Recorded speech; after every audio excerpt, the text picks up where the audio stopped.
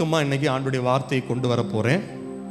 இன்றைக்கு செய்தி ஜெபத்தை குறித்த செய்தி. அதனால கடைசியாக நம்ம அநேக காரியங்களுக்காக ஜெபம் பண்ண போகிறோம். ஜெபத்தை குறித்த செய்தி. ஜெபம் பண்ணுனா என்ன? அதுவும் ஒரே காரியத்துக்கு திரும்ப திரும்ப ஜெபம் பண்ணலாமா? இவ்வளோ நாள் ஜெபம் பண்ணிட்டோம், இனி ஜெபம் பண்ணலாமா? பதில் வரல, என்ன நடக்குன்னே தெரியல, அப்படி விட்டுடலாமா? ஒரு உதாரணத்தோடு உங்களுக்கு கர்த்தருடைய வார்த்தையை சுருக்கமாய் கொண்டு வருகிறேன். ஆமென். மத்தேயு 15வது அதிகாரம் எடுத்துக்கொள்ளுங்கள். அதனுடைய 21வது வசனத்தை 21, 22 வசனங்களை ஒருத்தர் வாசிக்க கேட்போம். பின்பு இயேசு அவ்விடம் விட்டு புறப்பட்டு தீரு சீதோன் பட்டணங்களின் திசைகளுக்கு போனார். அப்பொழுது அந்த திசைகளில் குடியிருக்கிற கானானிய ஸ்திரீ ஒருத்தி அவரிடத்தில் வந்து, ஆண்டவரே, தாவீதின் குமாரனே, எனக்கு இரங்கும். என் மகள் பிசாசினால் கொடிய வேதனைப்படுகிறாள் என்று சொல்லி கூப்பிட்டாள். ஆமென். இந்த இடத்துல இருக்கிற எத்தனை பேர் உங்களுடைய பிள்ளைகளுக்காக ஜெபிக்கிறவர்கள் இல்ல ஜெபிக்கிறீர்கள்? அவர்கள் மாத்திரம் சத்தமா ஒரு அல்லேலூயா சொல்லுங்க. ஐயோ, இன்னைக்கு மறந்துட்டேன் பிரதர், என் பிள்ளைக்கா ஜெபம் பண்ண மறந்துட்டேன் அப்படின்னு சொல்ற யாராவது இருக்கிறீங்களா? இன்னைக்கு ஜெபம் பண்ண மறந்துட்டேன் அப்படின்னு இருக்கிறவங்க ரொம்ப அரிதுதான். இங்க ஒரு ஸ்பெஷலா ஒரு ஸ்திரீ, ஒரு பெண் தன்னுடைய மகளுக்காக கர்த்தரிடத்தில் ஜெபிக்கிறதை நாம் பார்க்கிறோம். இயேசுவிடத்தில் ஜெபிக்கிறாள். வேதத்தில் நாம் படித்தோம் 21வது வசனத்தில், பின்பு இயேசு அவ்விடம் விட்டு புறப்பட்டு தீரு சீதோன் பட்டணங்களின் திசைகளுக்கு போனார். பொதுவாகவே இயேசு கிறிஸ்துடைய ஊழியம் யூதேயா, கலிலேயா, யூதர்கள் மிகுந்த இடத்தில், அதாவது இஸ்ரவேல் நாட்டுக்குள்ள இஸ்ரவேலர்கள் இருக்கிற இடத்துல தேவனுடைய கற்பனைகளையும் கட்டளைகளையும் பின்பற்றி வருகிற தேவனுடைய பிள்ளைகள் இடத்துல தான் அதிகமாக இயேசுடைய ஊழியங்கள் இருந்திருக்கிறது. நாம் சுவிசேஷ புஸ்தகங்களை வாசிக்கும் போது அப்படி இருக்குது. ஆனா இங்க சொல்லப்பட்டிருக்கிறது, அவர் அவ்விடம் விட்டு எங்க போனார்? எந்த இடத்துக்கெல்லாம்? தீரு சீதோன் பட்டணங்களின் எல்லைகளில் போய். ஏன் போனார் என்று மார்க் 7:24 சொல்லுது. மார்க் 7:24 வாசிங்க. பின்பு அவர் எழுந்து அவ்விடம் விட்டு புறப்பட்டு தீரு சீதோன் பட்டணங்களின் எல்லைகளில் போய் ஒரு வீட்டிற்குள் பிரவேசித்து ஒருவரும் அதை அறியாதிருக்க விரும்பியும் அவர் மறைவாய் இருக்க கூடாமல் போயிற்று. கவனிங்க, இந்த 2 வேத பகுதியிலும் மார்க்கிலும் மத்தேயிலும் நம்ம வாசித்த இந்த சம்பவம் ஒரே சம்பவம் தான். ஆனா 2 இடங்களிலும் அதை ஒரு இடத்துல சுருக்கி பேசியிருக்கும், மார்க்கில் கொஞ்சம் விரிவா இருக்கும். ஓகே. அப்போ ஏன் இயேசு அங்க போனார் அப்படின்னா, எதுக்கு அங்க போனாரு? எதுக்கு போயிருக்கிறாரு? ஒருவரும் அறியாது இருக்க, கொஞ்சம் ரெஸ்ட் எடுக்கலாம், கொஞ்சம். ஏன்னா நம்ம சுவிசேஷ புஸ்தகங்களை வாசிக்கும் போது இயேசு அநேக நேரங்களில் சாப்பிடாமலே ஊழியம் செஞ்சிருக்கிறார். இன்னும் ஒரு இடத்துல சொல்லுது, அவர்களுக்கு சாப்பிட்றதுக்கு நேரம் இல்லாம ஊழியம் செஞ்சிருக்கிறார். பிஸியா ஆண்டவர் ஊழியம் செஞ்ச நாட்கள். இங்க யூசுவலாவே ஆண்டுடைய பணிகள் நான் ஏற்கனவே சொன்னது போல யூதேயா கலிலேயாவுக்கு உட்பட்டு இருக்கும். ஆனா இப்ப அவ்விடம் விட்டு புறப்பட்டு தீரு சீதோன் பட்டணங்களின் எல்லைகளில் போய் அங்க ஒரு வீட்டிற்குள்ள அவர் மறைவாய் இருக்க, யாரும் அதை அறியாமல் இருக்க, கொஞ்சம் ஓய்வெடுக்க அப்படின்னு எடுத்துக்கலாம். யாரும் இது தெரிய வேண்டாம் நான் இங்க இருக்கிறது அப்படின்னு நினைச்சிட்டு இருந்தார். ஆனால் அவரால் மறைவாய் இருக்க கூடாமல் போயிற்று. மார்க் 7:25 சொல்லுது.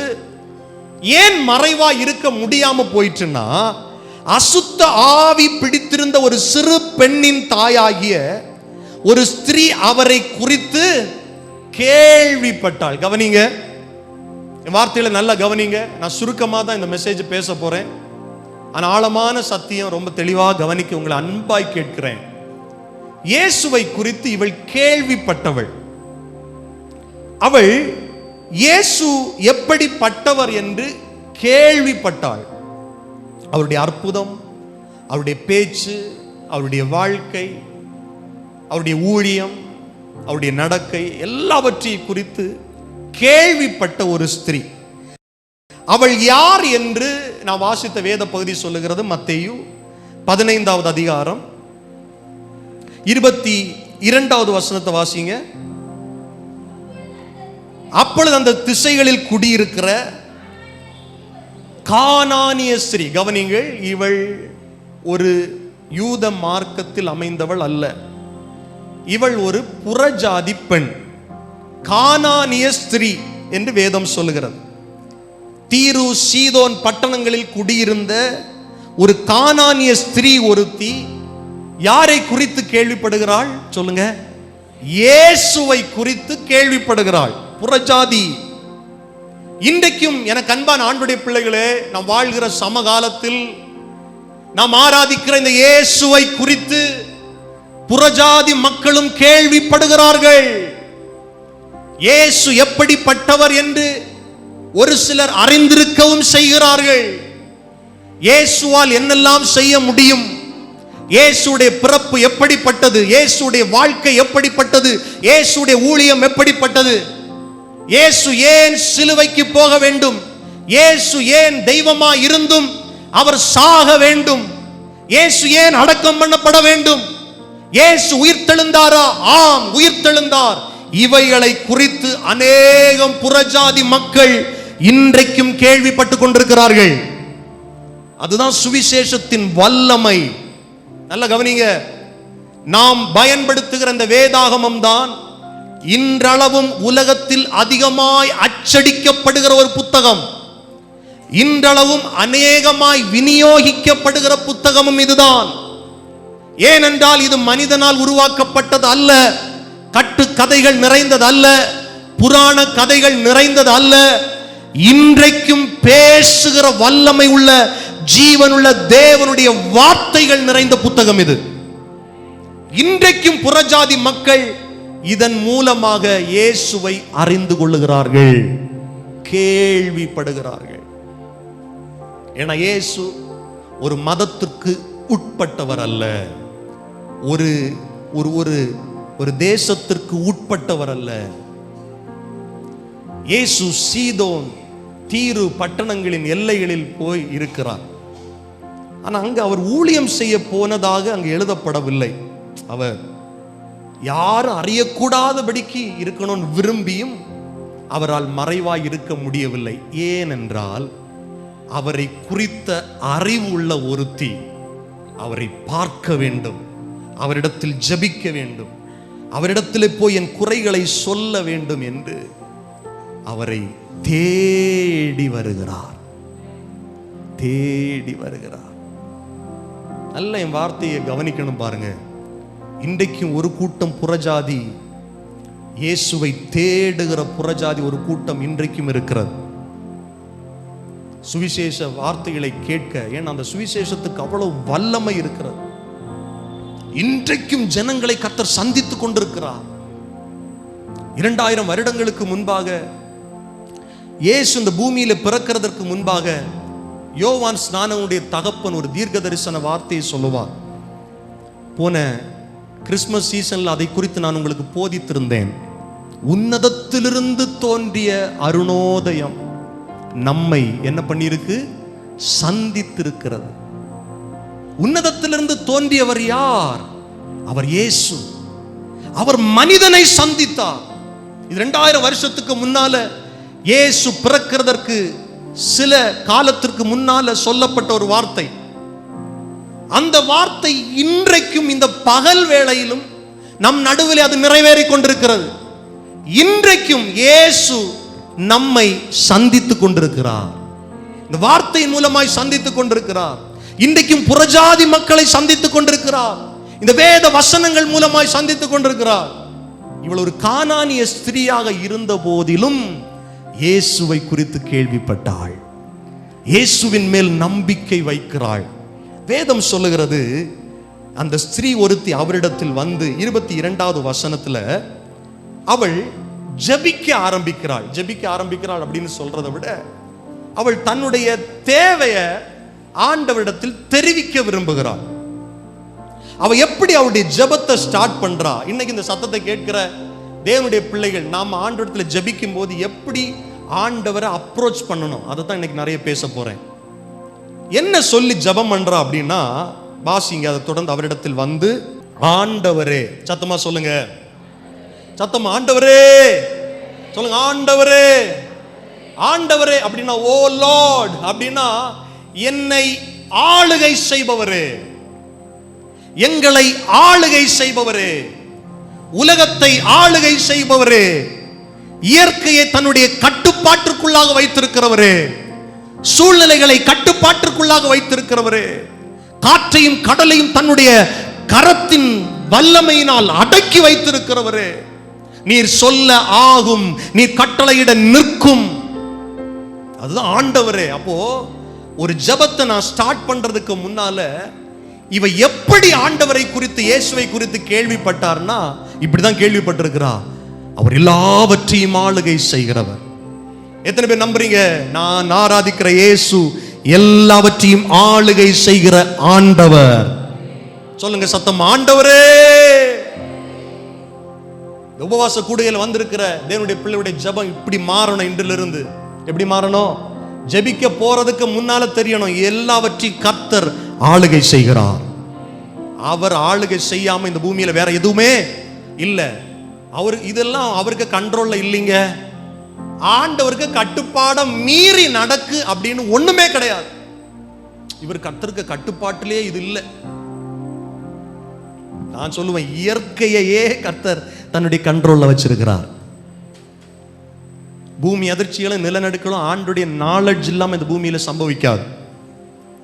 ஏன் இன்னும் சொல்ல போனா ஒரு அணு கூட அசைய முடியாது. அணுவை கண்ணால் எத்தனை பேர் பார்த்துருக்கிறீங்க? பார்த்துருக்கிறீங்களா? ரொம்ப சின்ன. அதான் ஒரு பாட்டு வரும்ல, அவரை தெரியாம அணு கூட அசையாது. நீரின்றி வாழ்வேது இறைவா, அந்த பாட்டில் தான் வரும்னு நினைக்கிறேன். இல்லை, அந்த லிரிக்ஸ் வரும். உமையன்றி அணுவேதும் அசையாதையா, உமையன்றி அணுவேதும், அப்படித்தானே வரும் அந்த பாட்டு.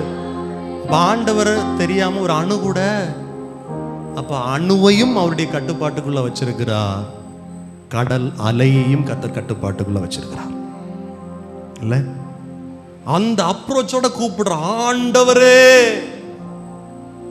கூப்பிட்டு என்ன சொல்றா? நான் திரும்ப சொல்றேன், அவ புறஜாதி. முன்ன பின்ன அவ இயேசுவை பார்த்திருக்கிறாளா இல்லையா தெரியல, கேள்விப்பட்டாள் என்றுதான் வேதம் சொல்லுகிறது. வந்து முதல் அப்ரோச் என்ன சொல்றான்? ஆண்டவரே, எல்லாவற்றையும் ஆளுகை செய்கிறவரே அப்படின்னு சொல்லிட்டு அடுத்த வசனம், அடுத்த வார்த்தையை வாசிங்க போதும். தாவீதின் குமாரனே. இது யூசுவலா ஒரு யூதர்கள் சொன்னா அதில் ஒரு லாஜிக் இருக்கு. ஏன்னா தாவீது எந்த வம்சத்தில் உள்ளவர்? யூத வம்சத்தில் உள்ளவர். அந்த தேசத்துக்கு ராஜாவா இருந்த ஒரு ஆளு. ஆனா இவள் யார்? கானானிய பெண், புறஜாதி. பர்த்திமேயு குருடன் இப்படிதான் கூப்பிடுற, தாவீதின் குமாரனே எனக்கு இரங்கும். குருத்தோலை பிடித்து கொண்டு ஆண்டவரை மகிமைப்படுத்தும் போது, கழுதை பவனி வரும்போது கர்த்தரோட பார்த்து எல்லாரும் சொன்னாங்க, தாவீதின் குமாரனுக்கு ஓசன்னா, கர்த்தருடைய நாமத்தினால் வருகிறவர்கள். இதெல்லாம் சரி, யூதர்கள் சொன்னால் ஒரு லாஜிக் இருக்கு, அவர்களுக்கு அதை பத்தி தெரியுது. ஆனா இவள் கர்த்தரை குறித்து நான் நல்ல கவனிங்க, இந்த கானானிய ஸ்திரீ அறகுறையா கேள்விப்படல. எத்தனை பேர் கர்த்தரை குறித்து அறகுறையா கேள்விப்பட்டிருக்கிறீங்க?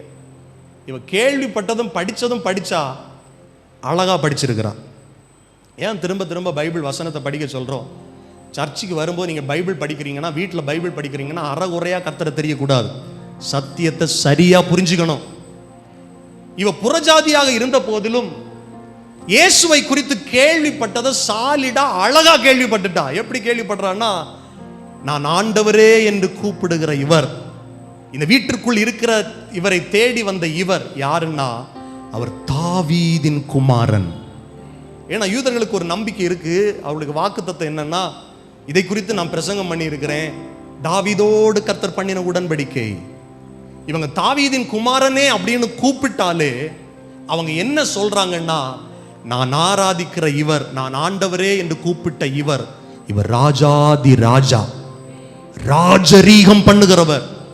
இவர் உலகத்தை, இயற்கையை கட்டுப்பாட்டுக்குள்ள வைக்கிற ஆளுகை செய்கிறவர் மாத்திரமல்ல, இவர் ராஜ்யத்தை ஆளுகை செய்கிறவர்.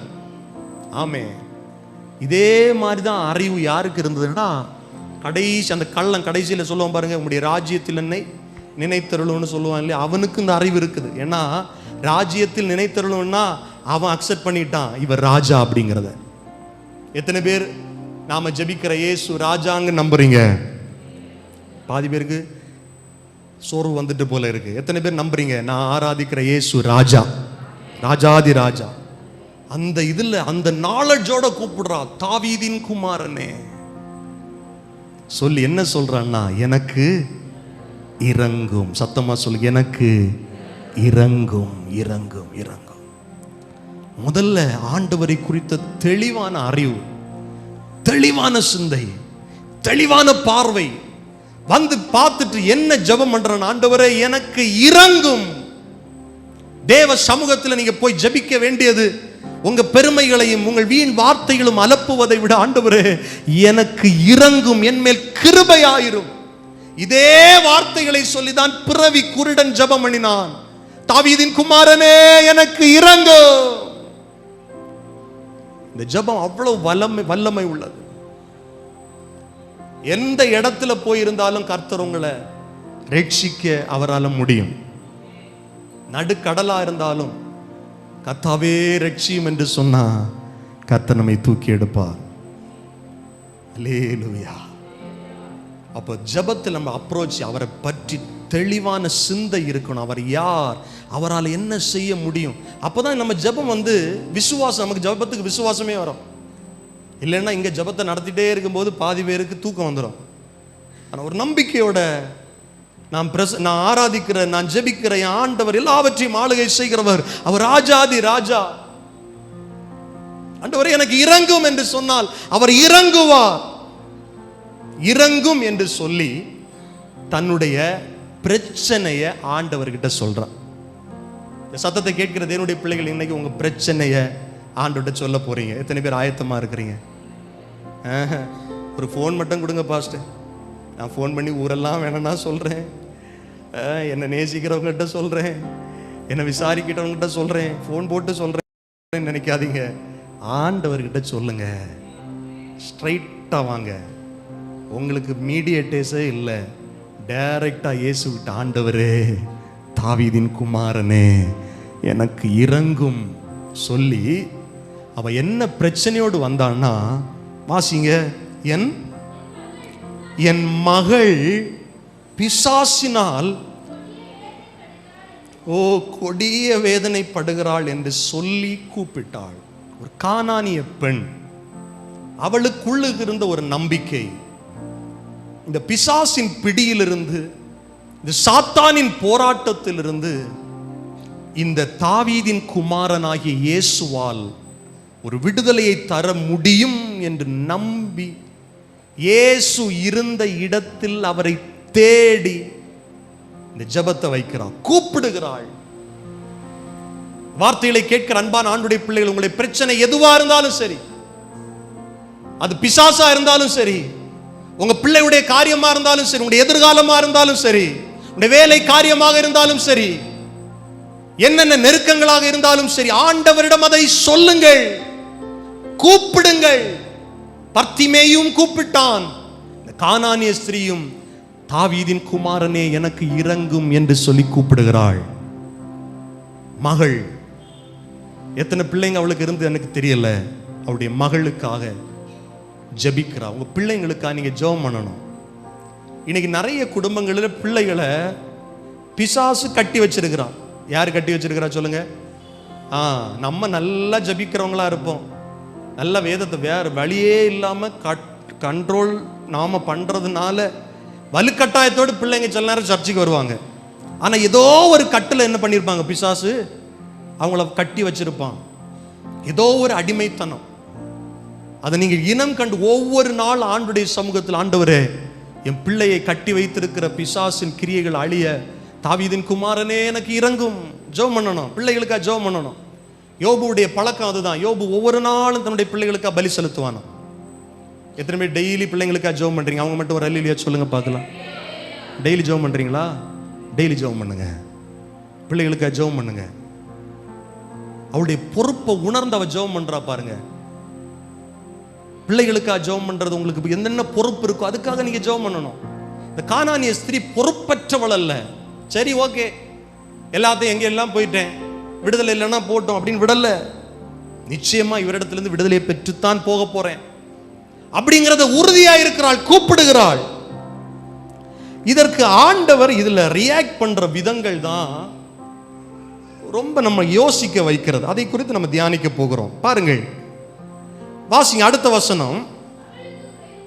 அவளுக்கு பிரதியுத்தரமாக, போதும், அவர் ஒரு வார்த்தையும் சொல்லல. பக்கத்தில் இருக்கிறவங்க பார்த்து சொல்லுங்க, உங்களுக்கு பிரதியுத்தரம் ஆண்டவர் ஒன்றும் சொல்லலையோ? கேளுங்க, சும்மா கேளுங்களேன். கேளுங்க. கேட்டீங்களா? சொன்னாரா இல்லையா? ஆண்டவர் ஒரு வார்த்தையும் சொல்லல. சில ஜபங்களுக்கு பதிலே வராதது போல இருக்கும். அதற்காக நிரந்தரமா வராதுங்கிறது இல்லை. ஆண்டவர் ஒரு வார்த்தையும் பேசல. இவ ஒரு கானானிய ஸ்திரீ, என்னை குறித்து அவருக்கு தெரியுமா தெரியாதா? தெரியும். கேள்விப்பட்டு என்னை குறித்து சரியா தான் அறிஞ்சு வச்சிருக்கிறான். என்னை ஆண்டவரேன்னு கூப்பிடுறா, தாவீதின் குமாரனே கூப்பிடுறா, எனக்கு இறங்குன்னு கூப்பிடுறா, அவ பிரச்சனையை சொல்றா. கேட்டும் ஆண்டவர் ஒரு வார்த்தையும் பேசல. நம்ம வாழ்க்கையில கூட சில பிரேயர்ஸுக்கு சைலண்டா கர்த்தர் இருக்கிறார். அப்படி இருக்கிறதுனால நமக்கு ஆண்டவர் ஆசீர்வாதத்தை தரமாட்டாருங்கிறது இல்லை. வேதத்தில் அடிப்படையில் ஜெபத்திற்கு 3 விதமான பதில் வரும். எத்தனை பேருக்கு தெரியும்? 3 விதமான பதில் ஆண்டவர் நமக்கு தருவார். ஒன்னு என்ன? நம்ம ஒரு காரியத்தை கேட்கிறோம், ஓகேன்னு சொல்லுவார், தந்துருவார், டிக் பண்ணிடுவார். இன்னொன்னு என்ன? இண்டு போடுவார், முடியாது, இல்லைன்னு சொல்லுவார். 3வது என்ன தெரியுமா? ஒரு வார்த்தையும் பேச மாட்டார், அமைதியா இருப்பார். நீங்க அப்பவே நினைக்கணும், சில காரியங்களுக்கு உடனே பதில் வரும். ஆண்டவருக்கு ஸ்தோத்திரம் பண்ணுங்க, நன்றி சொல்லுங்க. சில காரியங்களுக்கு இல்லைன்னு வரும், அதற்காகவும் கர்த்தருக்கு நன்றி சொல்லுங்க. சரி, இது என் வாழ்க்கையில தேவையில்லை போல, கர்த்தர் இதை அனுமதிக்கல போல, நன்றி ஆண்டவரே சொல்லுங்க. 3வது ஒரு காரியம் இருக்கு பாருங்க, அதுதான் ரொம்ப கொடுமையான காரியம். ஒண்ணு இருக்குன்னு சொல்லணும், இல்லைன்னா இல்லைன்னு சொல்லணும். நான் அடுத்த காரியத்தை பார்த்து போயிருவேன். ஆண்டவரே ஏன் மௌனமா இருக்கிறீர்? தாவீது சொல்லும்போது சொல்றார், ஆண்டவரே மௌனமா இராதே. இதுதான் ரொம்ப ரொம்ப நம்மை சோதிக்கிற ஒரு காரியம். பதிலே இல்லை பிரதர், ஒரு க்ளூவும் இல்லை, என்னென்ன செய்யணும்னே தெரியல, பதிலே இல்லை, ஒரு வார்த்தையும் பேசவில்லை. சத்தமா சொல்லுங்க, ஒரு வார்த்தையும். சத்தமா, ஒரு வார்த்தையும் பேசவில்லை. கர்த்தர் அவளுக்கு பிரதியுத்தரமாக ஒரு வார்த்தையும் சொல்லவில்லை. அப்போ கூட இருக்கிறவங்க எல்லாம் கவனிச்சுட்டு இருக்கிற. அப்போ ஆண்டவரிடத்தில் ஜெபம் பண்ணும்போது அவர் தனியாக இல்லை, சீஷர்கள் இருக்கிறாங்க. அப்பொழுது அவருடைய சீஷர்கள் வந்து, இவள் நம்மை பின்தொடர்ந்து கூப்பிடுகிறாளே. அன்யூசுவலா கர்த்தர் பிஹேவ் பண்றத சீஷர்களும் பார்க்கிறாங்க. இல்ல, தாவீதின் குமாரனே எனக்கு இறங்கும் என்று பர்த்திமை குருடன் கூப்பிட்ட போது ஓடி வந்து அவனை கூப்பிட்டுட்டு வாங்கம்மான்னு சொன்னாரு. இன்னொருத்தன் ஜெப ஆலய தலைவன் என் வீட்டுக்கு வந்து ஜெபம் பண்ணுவீங்களான்னு கேட்ட போது உடனே வரேன்னாரு. எல்லாவற்றுக்கும் உடன் பதில் கொடுக்கிற ஆண்டவர் ஏன் மௌனமா இருக்கிறார்? சீஷர்களும் பொறுத்து பார்த்தாங்க, வேற வழி இல்லாம திரும்ப கேட்கிறாங்க, ஆண்டவரே இவள் பின்தொடர்ந்து வந்து நம்மை கூப்பிடுகிறாளே, இவளை சொல்லுங்க அனுப்பிவிடும். அப்ப கூட சொல்றாங்க, அவளுக்கு ஒரு நல்ல வார்த்தையை சொல்லி அதை அனுப்புன்னு சொல்லல, அனுப்பி விட்டுருங்க. அவ கூப்பிடுற சத்தம் ஒருவேளை அங்க இருந்தவங்களுக்கே அலர்ஜியா இருந்திருக்கு போல. கர்த்தர் ஒன்றும் பேசல, அவனுங்களால சும்மா இருக்க முடியல. அனுப்பிவிடுன்னு சொல்றாங்க. அதற்கு அவர் 24வது வசனம், இந்த ரிப்ளை வந்து அழகா இருக்கும், வாசிங்களா. 24வது வசனம். அதற்கு அவர், ஓ காணாமல் போன ஆடுகளாகிய இஸ்ரவேல் வீட்டாரிடத்திற்கு அனுப்பப்பட்டேனே அன்றி மற்றபடி அல்ல. இப்போ இதை கொஞ்சம் கற்பனை பண்ணி பாருங்களேன். ஒரு கானானிய ஸ்திரீ இங்கேருந்து கூப்பிடுற ஆண்டவரை பார்த்து ஒன்றும் பேசாமல் இருக்கு. சீஷர்கள் சுற்றி இருந்து கேட்குறாங்க, அவளை அனுப்பிவிடுங்க. நான் நினைக்கிறேன் அவர் எப்படி சொல்லியிருப்பாருன்னா, அவளை பார்த்து சொன்னாரான்னு தெரியல, சீஷர்களை பார்த்து சொல்லியிருப்பாரு, இங்கே பாரு, நான் இஸ்ரவேல் வீட்டார காணாமல் போன இஸ்ரவேல் வீட்டாருக்கு ரட்சிக்க தான் வந்திருக்கிறேன், மற்றபடி ஒன்றும் இல்லை. கேட்டவளுக்கு எப்படி இருக்கும்? நான் இவரை குறித்து அறிந்திருக்கிற அறிவு இப்படி அல்ல. அவர் உலகத்தின் பாவத்தை சுமந்து தீர்க்கிற தேவ ஆட்டுக்குட்டி அல்லவா? நான் இவரை குறித்து அறிந்த அறிவு இப்படி அல்ல. அவருடைய சொந்த இரத்தத்தினால் ஒட்டுமொத்த உலக மக்களையும் ரட்சிக்க வந்த, மனுக்குலத்தை ரட்சிக்க வந்த பிரதான ஆசாரியன் அல்லவா? அவரிடத்தில் இரக்கம் உண்டு என்றல்லவா கேள்விப்பட்டேன். அவ அறிந்த விசுவாசத்துல உறுதியாவே இருக்கிறான். இயேசு சொல்றாரு, காணாமல் போன இஸ்ரவேலரை தேடவே நான் வந்தேன், அவர்களிடத்திற்கு அந்த இஸ்ரவேல் வீட்டிற்கு அனுப்பப்பட்டேனே அன்றி மற்றபடி அல்ல. இப்படி நமக்கு ஒரு இன்சிடென்ட் நடந்துன்னா வச்சுக்கோங்களேன், ஒரு மனுஷனே இப்படி நம்மளை சொல்றான், இல்லை அதெல்லாம் முடியாது, எனக்கு அவளுக்கெல்லாம் ஹெல்ப் பண்ண முடியாது, எனக்கு வேற வேலை இருக்கு. நமக்கு என்ன வந்துடும் தெரியுமா? எங்க ஊர்ல சொல்லுவாங்க, ரோஷம் வந்துடும். என்ன வந்துடும்? சத்தமா சொல்லுங்க, உங்க ஊர்ல ரோஷம் இல்லையோ?